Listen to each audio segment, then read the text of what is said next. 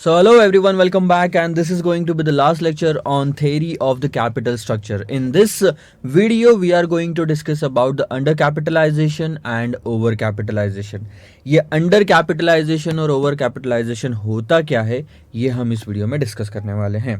So simple सी चीज़ें मैं आपको बताता हूँ. देखो हमारे पास में क्वेश्चन नंबर 36 से 41 तक है डिस्कस करने के लिए. अब मैं आपको पहले तो मीनिंग बताता हूँ. बहुत ही सिंपल तरीके से हम इस चीज़ को समझेंगे. ये आपकी बैलेंस शीट है टी फॉर्मेट में. यहाँ होता है सर फिक्स्ड असेट्स, यहाँ होता है करंट असेट्स, यहाँ होता है आपका इक्विटी डेट यानी कि कैपिटल स्ट्रक्चर, और यहाँ होता है sir current liability. So example के तौर पे मान लीजिए यहाँ पे हम ले रहे हैं 15 लाख, ये है 10 लाख, ये है 8 लाख, और यहाँ है 5 लाख. सो ये हो गया 20 लाख. 10 और 8 18 और 2 यानी कि ये भी हो गया 20 लाख. तो सबसे पहली चीज़, अगर आप ध्यान दोगे तो कैपिटल हमारे पास में जो है total of the liabilities is 18 lakhs which is greater than the fixed assets of 15 lakhs.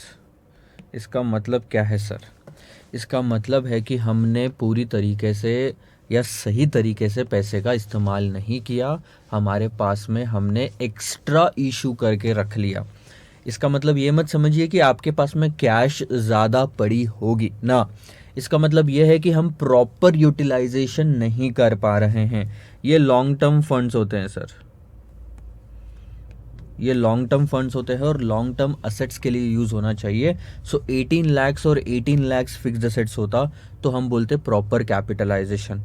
But क्योंकि हमारी लाइबिलिटी ज़्यादा आ रही है, हमारा कैपिटल अगर ज़्यादा आ रहा है फिक्स्ड असेट से, so will call it as over capitalisation.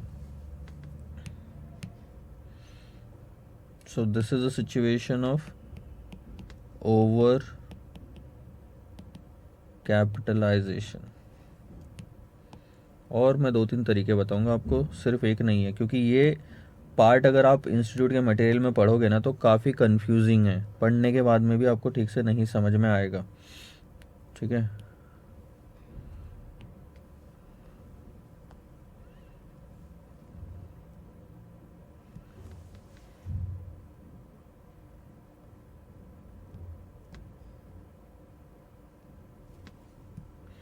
तो हम वापस से एग्जांपल लेते हैं और यहाँ पे मान के चलो कि थोड़ी सी अब फिगर्स में बदल दूंगा. सो लेट्स से ये है 5 लाख, नहीं ये है 2 लाख, ये है 8 लाख.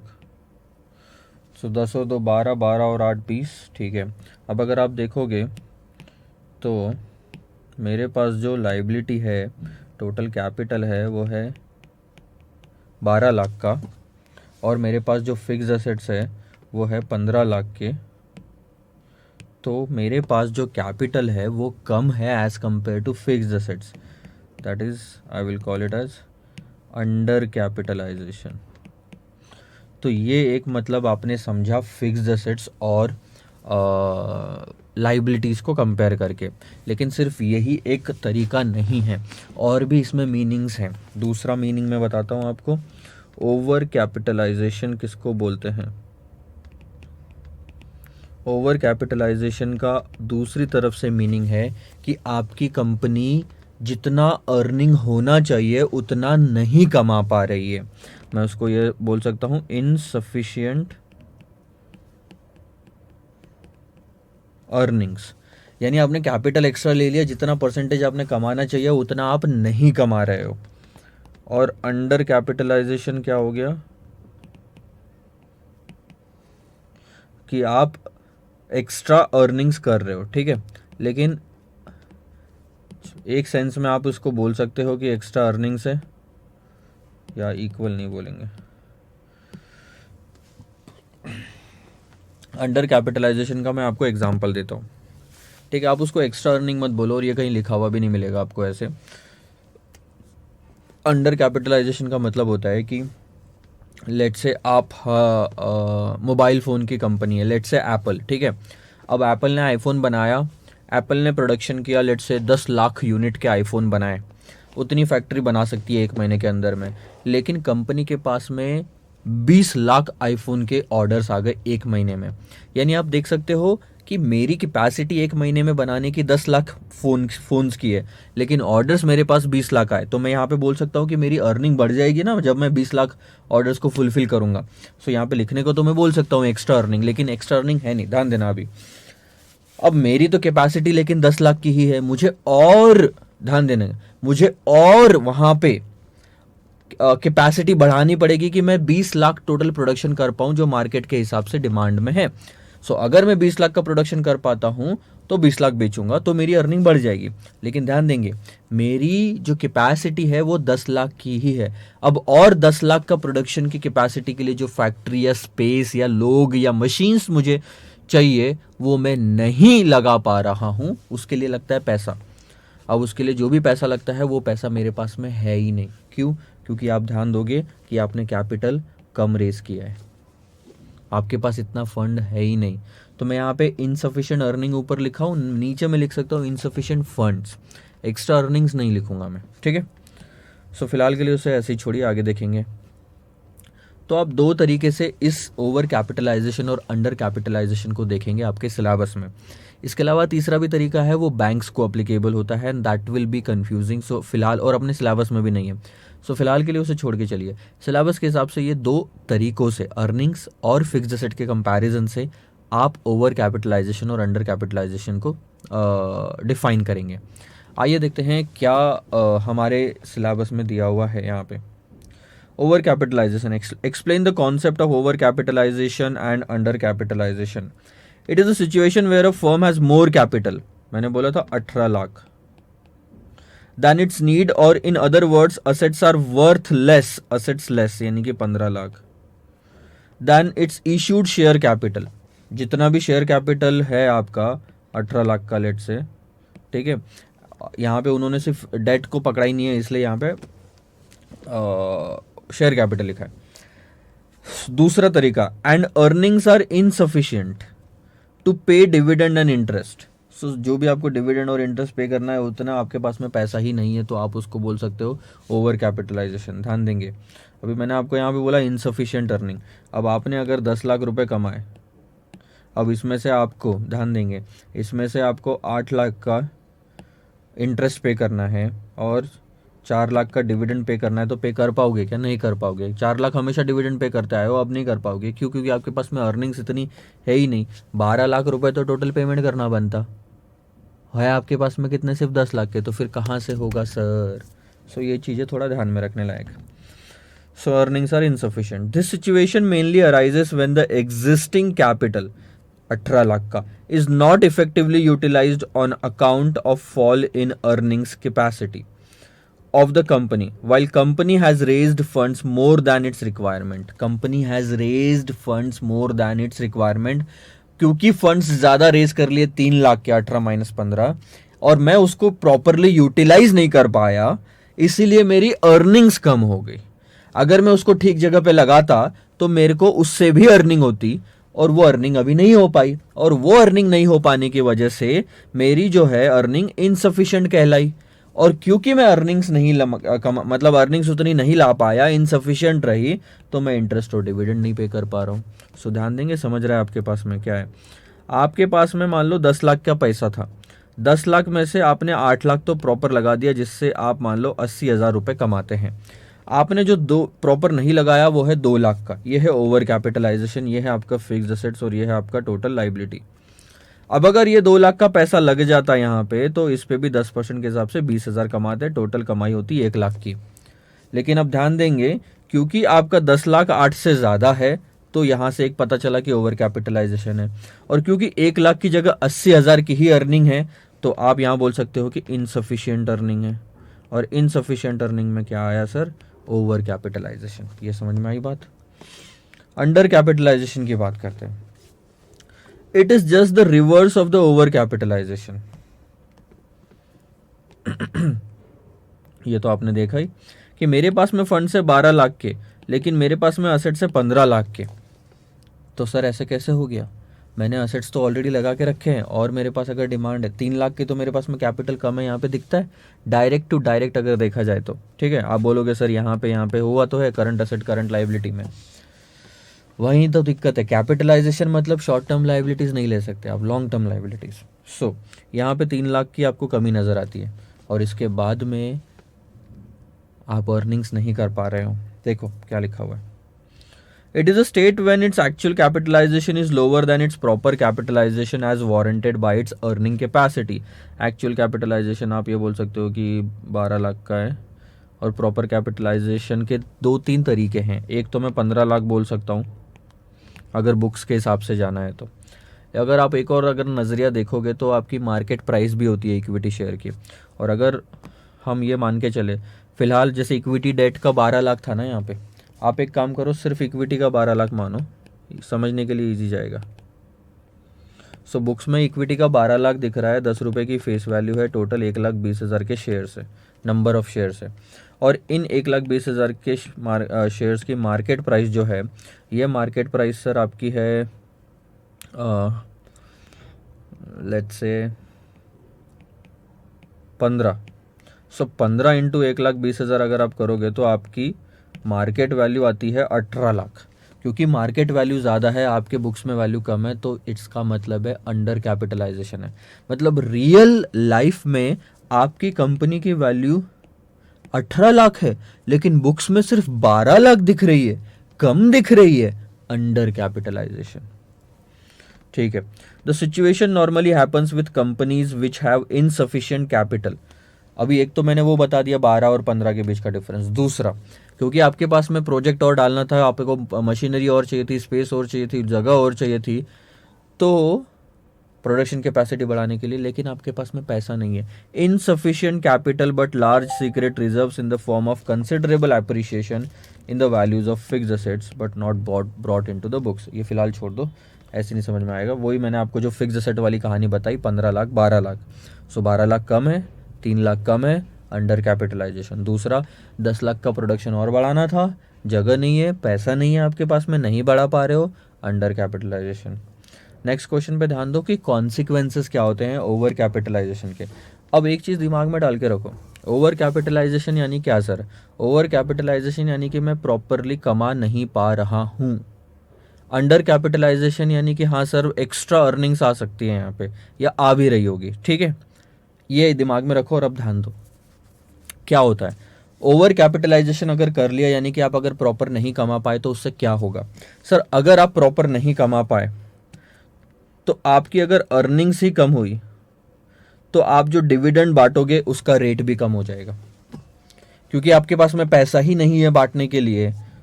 अर्निंग से ही बटेगा ना सब कुछ, डिविडेंड कहाँ से माइनस होता है? अर्निंग्स में से। अर्निंग सफिशिएंट होती तो डिविडेंड भी सफिशिएंट होता, अर्निंग सफिशिएंट नहीं तो डिविडेंड भी सफिशिएंट नहीं, और आप इंटरेस्ट भी नहीं बांट पा रहे हो। जो भी खर्चे फाइनेंस के होते हैं, डिविडेंड हो इंटरेस्ट हो, ये इनसफिशिएंट हो गए, रिडक्शन। और क्योंकि आप ये डिविडेंड नहीं बांट रहे हो मार्केट में न्यूज़ फैल जाती है कि आज तक तो 10 रुपये पर हर साल डिविडेंड बांटा जाता था, पिछले 2 साल से डिविडेंड नहीं बांट रहे, या बहुत रेट कम कर दिया, इंटरेस्ट का भी पेमेंट एक बार डिफॉल्ट हो गया, नहीं किया 1 साल का, तो इसकी वजह से मार्केट प्राइसेस जो है वो गिर जाती है। इसके बाद में आप विंडो ड्रेसिंग करते हो, क्योंकि मार्केट प्राइसेस गिर गई तो आप हो जाते हो पैनिक। आपको लगता है कि अगर कंपनी की इज्जत बचानी है, कंपनी की वैल्यू बचानी है, तो आप एटलीस्ट फेस पे कुछ तो आड़म तेड़म करते हो गलत काम, जिससे फेस पे दिखता है कि कंपनी तो बहुत अच्छा कर रही है। जैसे रामलिंगा राजू ले लो, रामलिंगा राजू था या राजू कोई तो था, सत्यम का जो बंदा था, डायरेक्टर था, उन्होंने क्या किया, कैश थी नहीं फिर भी बुक्स में दिखाया कि कैश है 2-4 हज़ार करोड़ की। तो बुक्स में जो फेस पे सबको दिख रही थी वो ऐसा दिख रहा था कि 4,000 करोड़ की कैश है। अब अगर कोई वहां जाके देखता तो पता चलता कि नहीं है कैश। तो जो फेस पे दिखती है, बुक्स पे दिखती है, उसको बोलते हैं विंडो ड्रेसिंग।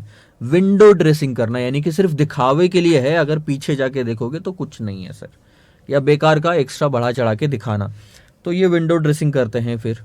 और उसके बाद में सम कंपनीज में ऑप्ट फॉर रीऑर्गेनाइजेशन। कुछ कंपनीज होती है जो कि हाँ ठीक है यार, मार्केट में वैल्यू कम है ना, हम 12 लाख दिखा रहे हैं, मार्केट में 10 ही लाख है तो 2 लाख से कम करनी चाहिए वैल्यू, सो कुछ कंपनीज रीऑर्गेनाइजेशन के लिए जाती है, लेकिन कई बार सिचुएशन गड़बड़ हो जाती है और कंपनी बंद करनी पड़ती है। अंडर कैपिटलाइजेशन के सर कॉन्सिक्वेंसेस क्या है? अब ओवर कैपिटलाइजेशन में आपने किस तरह से सोचा कि अर्निंग्स कम है तो डिविडेंड कम है, इंटरेस्ट कम है, और क्योंकि डिविडेंड इंटरेस्ट कम है, मार्केट में न्यूज़ फैल गई तो मार्केट प्राइसेस गिर गई। मार्केट प्राइसेस बचाने के लिए विंडो ड्रेसिंग करो, ये सब कॉन्सिक्वेंसेस ऑफ अंडर कैपिटलाइजेशन। अब उस केस में सोचो, आपकी अर्निंग्स ज़्यादा हो रही है, और भी ज़्यादा हो सकती है, लेकिन प्रॉब्लम क्या है, आपके पास में कैपिटल नहीं है एक्स्ट्रा प्रोडक्शन कैपेसिटी बढ़ाने के लिए।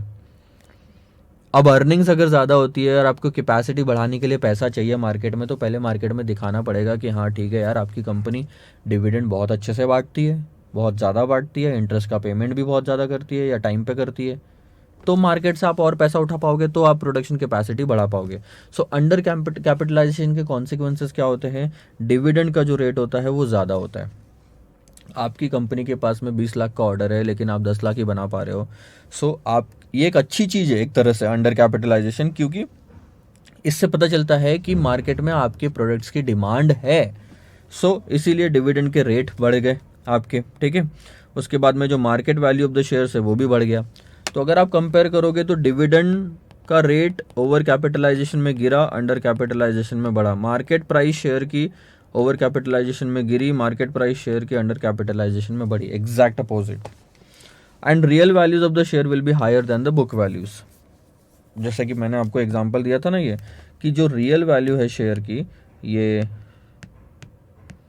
ये 15 रुपए, which is higher than the book value which is 10 rupees, ठीक है, ध्यान दो अभी। अब बात करते हैं sir, mention the causes of over capitalisation. Over capitalisation होता किस वजह से है? क्यों आपका कैपिटल ज्यादा आ रहा था फिक्स्ड एसेट से? कितना था सर? 18 लाख था ना, और ये कितना था? 15 लाख था। क्यों? सबसे पहली चीज, raising more money through the issue of shares और debentures than the company can employ profitably. आपने पैसा उठा लिया तो यहां तो आ गया कैपिटल में, लेकिन ये लग नहीं पाया फिक्स्ड एसेट्स में। मतलब आप लगा नहीं पा रहे हो, आपने ले तो लिया लोन, लेकिन घर में रख दिया। अरे कार लोन लेने के बाद में कार खरीदो तो समझ में भी आए, कार लोन ले लिया और घर में रख दिया तो नुकसान है। आपने अननेसेसरी लोन ले लिया। सो इसी, ये पहला है ओवर कैपिटलाइजेशन का मतलब। सोचो, अननेसेसरी इक्विटी शेयर उठा लिया, अननेसेसरी लोन उठा लिया, डेट उठा लिया, और उसका मैं एम्प्लॉय भी नहीं कर पा रहा हूँ, तो वो कहाँ दिखेगा बैलेंस शीट में? सिर्फ शेयर कैपिटल वाली साइड में दिखेगा। फिक्स्ड एसेट्स में तो मैंने डाला ही नहीं, क्योंकि मैं डाल ही नहीं पा रहा हूँ, क्योंकि मेरे पास में अपॉर्चुनिटी नहीं है, प्रोजेक्ट ही नहीं है मार्केट में। Borrowing huge amount at higher rate than the rate at which the company can earn. अब मैंने क्या बोला? इनसफिशियंट अर्निंग क्यों हुई?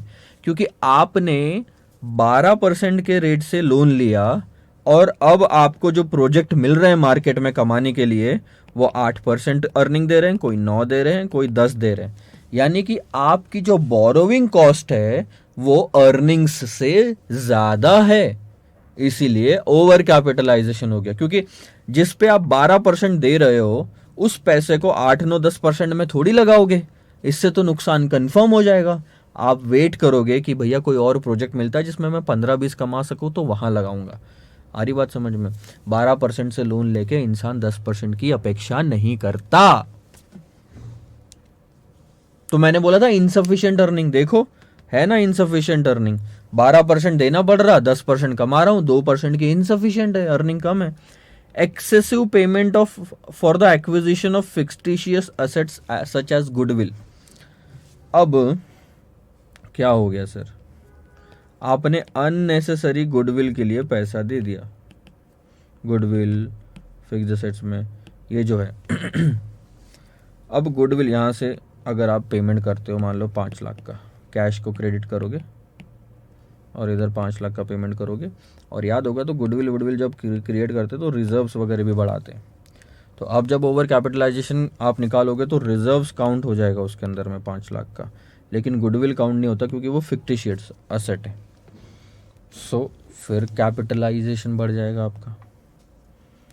Improper provision for depreciation. अब होता क्या है सर? मैंने क्या बोला आपको कि इधर दिख रहा है 18 लाख, इधर दिख रहा है 15 लाख, तो ओवर कैपिटलाइजेशन हुआ ना। अब फिक्स्ड एसेट्स में 15 लाख दिख रहा है, यहाँ कैपिटल में 18 लाख दिख रहा। तो मैंने एक चीज़ तो आपको बता दी कि एक्स्ट्रा रेस किया इसलिए यहाँ पे ज़्यादा आया, लेकिन यहाँ ज़्यादा क्यों आया मालूम है?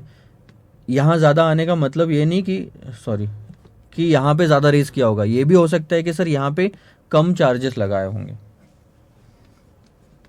सो प्रोविजन अगर डेप्रिसिएशन का प्रॉपर नहीं है, so that will also affect sorry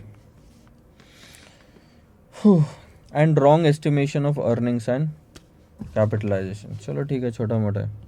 अब ध्यान दो, what are the possible remedies in case of over, अच्छा ये आपको आपकी बुक में ध्यान देना आप, what are the possible remedies in case of over capitalisation and under capitalisation. तो सबसे पहले हम देखेंगे sir remedies in case of over capitalisation. अब ओवर कैपिटलाइजेशन हो गया सर, बातें गई बाद में, अब बताओ करना क्या, मतलब मैं इस सिचुएशन का सुधार कैसे करूँ। सबसे पहले आप रीऑर्गेनाइजेशन करो।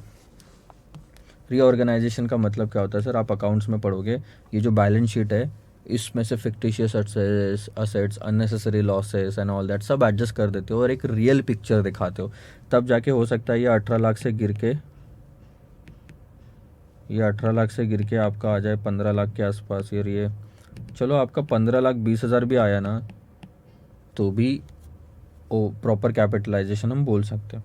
दूसरा बायबैक ऑफ शेयर्स, जैसे ही आप शेयर्स बायबैक करते हो तो एंट्री क्या होती है, ध्यान देना। एंट्री आपकी होती है कि आप तो जो इक्विटी शेयर का अकाउंट है ये हो जाता है डेबिट, और आपका कैश का जो अकाउंट है ये होता है क्रेडिट। तो बैलेंस शीट तो मैच करेगी, लेकिन ध्यान देना आपका ये जो इक्विटी वाला पार्ट है 18 लाख का, ये हो जाएगा कम। लेट से 3-4 लाख से या 3 लाख से आपने शेयर्स बायबैक कर लिए, तो शेयर्स बायबैक करने के बाद में यहाँ वैल्यू कितनी रह जाएगी, 15 लाख। और बताओ फिक्स्ड एसेट्स पे बायबैक का कोई इम्पैक्ट पड़ता है? नहीं, तो 15 लाख 15 लाख। तीसरा होता है reduction in claim of debenture holders and creditors. Reduction in claims of debenture holder and creditor, जैसे ये दोनों पॉइंट एक दूसरे से रिलेटेड है। इक्विटी शेयर बायबैक से कम होता है, और अगर डिबेंचर होल्डर और क्रेडिटर्स के पास में आप जाओ, लोन वालों के पास में, और बोलो कि भैया 10,000 करोड़ तो मैं नहीं दे सकता, मैं आपको 9,500 करोड़ या 9,000 करोड़ दे दूंगा, और वो मान जाते हैं तो अच्छी बात, क्योंकि वो नहीं भी मानते तो उनका पैसा पूरा डूबने का नुकसान होता है। सो कई बार क्या होता है ना कि बैंक्स मान जाती है और ये 100-200 करोड़ तो ऐसे ही छूट जाते हैं पैसे। सो ध्यान दो, अगर वैसे रिडक्शन हुआ, अगर रिडक्शन हुआ पॉसिबल, तो ये जो 2 लाख की फिगर आपको दिख रही है ना, ये कम हो जाएगी। यहाँ नहीं, सॉरी, ये तो अंडर कैपिटलाइजेशन का एग्जाम था। ये 8 लाख की जो फिगर दिख रही है ये कम हो जाएगी अगर वो रिडक्शन के लिए मान गए तो, और ये कम हो गई 3 लाख से 100, 10 और 5 15, यानी कि प्रॉपर कैपिटलाइजेशन। सो ये सब तरीके हैं sir. Remedies for under capitalisation क्या आएगा, अगर आपकी कंपनी अंडर कैपिटलाइज्ड है तो what will be the remedy? बहुत ही सिंपल सर, मैंने क्या बोला था, अंडर कैपिटलाइजेशन कब है? जब मार्केट प्राइस ज़्यादा है बुक वैल्यू से, जब आप डिविडेंड ज़्यादा बांट रहे हो। सो ध्यान दो, the shares of the company should be split up. मैंने आपको कहीं तो एग्जाम्पल दिया था ना, ये देखो यहाँ मैंने एग्जाम्पल दिया था आपको, और मैंने कहा था कि 15 रुपये मार्केट प्राइस है और 10 रुपये उसकी बुक वैल्यू है।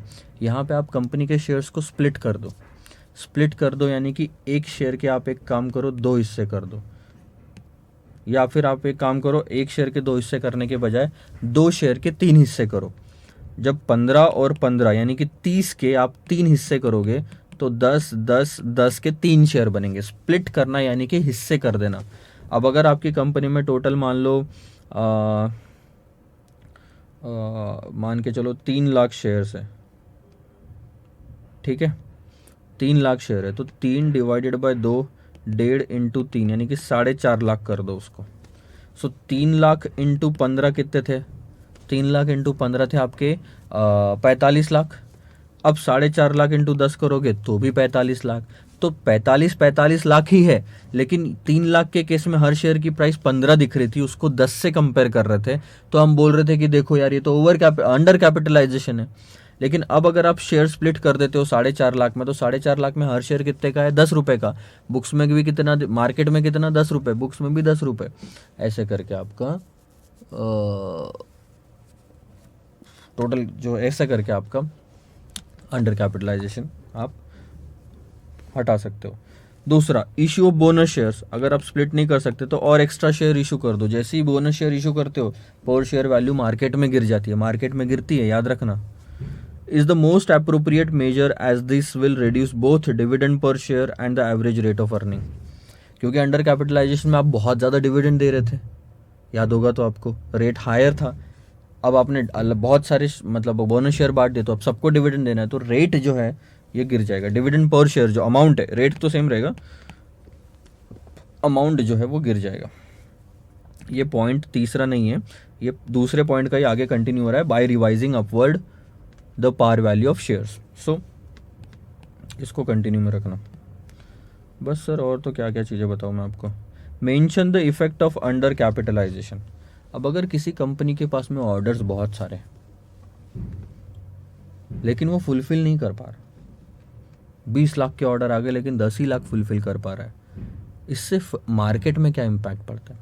अगर ध्यान दो, अगर मेरे को लगता है कि यार मोबाइल फ़ोन की मार्केट में डिमांड 100 लाख की है और एप्पल, सैमसंग और ये सब मिलके सिर्फ 70 लाख मोबाइल फ़ोन्स ही प्रोवाइड कर सकते हैं, इसका मतलब मुझे एक अपॉर्चुनिटी नज़र आएगी। दैट इज़ अंडर कैपिटलाइजेशन की सिचुएशन।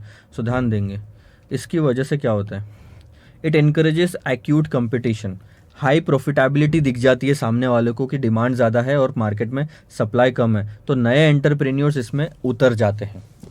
फिर और एमआई, फिर आप बोलोगे एमआई हो गया, उसके बाद में वन प्लस, ये सब फ़ोन मार्केट में उतर जाते हैं क्योंकि इनको अपॉर्चुनिटी दिखती है अंडर कैपिटलाइजेशन की सिचुएशन में।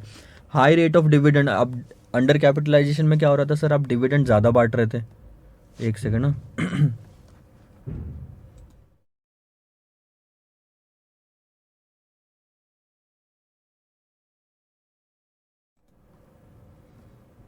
हाँ, अंडर कैपिटलाइजेशन में क्या हो रहा था कि आप डिविडेंड ज़्यादा बांट रहे थे। अब ज़्यादा बांटते हैं तो ये सबको दिख जाता है कंपनी में, और कंपनी में अगर ये दिख गया कि ओनर्स को ज़्यादा रेट से डिविडेंड बांटा जा रहा है, इसका मतलब कंपनी में बहुत सारा पैसा है। और अगर कंपनी में बहुत सारा पैसा है तो जो वर्कर्स का यूनियन होता है, जो काम करता है आपकी कंपनी के लिए, वो भी अपना पैसा या वेजेस बढ़ाने की मांग करेगा। सीधी सी बात है, हम मेहनत करके कंपनी का प्रॉफिट बढ़ा रहे हैं और वो प्रॉफिट का रेट हायर किसको मिल रहा, ओनर्स को मिल रहा। हमको भी तो थोड़ा बहुत मिलना चाहिए, उनको तो मिलना ही चाहिए, हमको भी मिलना चाहिए। नॉर्मली कॉमन पीपल जो है ये start feeling that they are being exploited. ध्यान दो, डिमांड बहुत ज़्यादा है और सप्लाई बहुत कम है, तो क्या होता है उसकी वजह से मार्केट में प्राइसेस बढ़ जाती है। डिमांड बहुत ज़्यादा है, 20 लाख की मैंने बोला था, सप्लाई कितना, 10 लाख का ही था, प्रोडक्शन कैपेसिटी मेरी उतनी ही थी। और क्योंकि मेरी सप्लाई कम है तो डिमांड ज़्यादा है, तो मार्केट में प्राइसेस बढ़ जाएगी। मार्केट में प्राइसेस बढ़ जाएगी तो आईफोन की प्राइसेस पे मार्केट में फ़ोन्स बिकने लगेंगे। अब आईफोन हर कोई ख़रीदना चाहता है लेकिन प्राइस उसकी 1 लाख, 1 लाख, 1.5 लाख ऐसी प्राइस है।